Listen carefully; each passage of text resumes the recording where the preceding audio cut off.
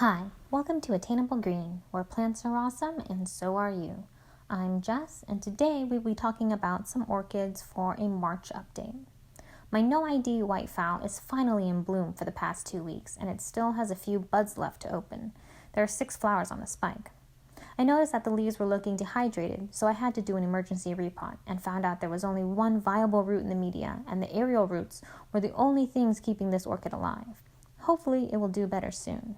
It's one of my oldest orchids that I had in water culture, and it did not like it at all. I repotted 2 other No ID phals into a bark mix media since the current mix was holding too much water. They were pretty healthy when I got them, and they're steadily growing leaves and roots. Next, we have the catasetums. The Cloisa Rebecca Northern lost its last leaf on its newest pseudobulb and is finally in dormancy.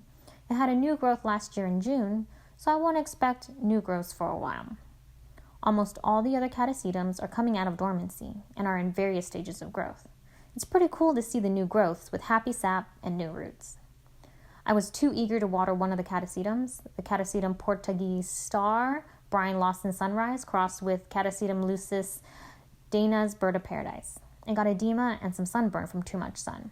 I learned that lesson quick, and I won't water other catasetums until the new growths leaf out and there are at least 3 to 5 inches of fresh roots. Next, oncidiums. I had to repot all my oncidiums this year since the media was breaking down and the new growths are zooming along and looking pretty healthy. I repotted the oncidium Siku Marguerite since the roots were totally root bound and it needed more space for new roots to grow. I repotted the Alicera Marfitch Howard's Dream since the current media started to smell and new sphagnum moss would definitely help it take off during the growing season. I repotted the Miltoniopsis into sphagnum moss since it really did not like the Leica sphagnum mix.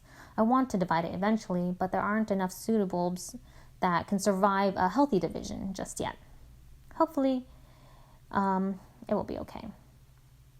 Also, I divided my Zygopetalum orchid into 3 smaller sized portions, so it will dry out faster and hopefully grow faster too. It was getting too large and awkward to handle, and some of its leaves kept getting crushed during watering sessions. Now it's smaller and much more manageable. Lastly, the Dendrobium Touch of Gold is losing a few leaves on its newest cane, but it's also growing a new cane pretty quickly. Overall, this month has been filled with lots of new growths and lots of repotting.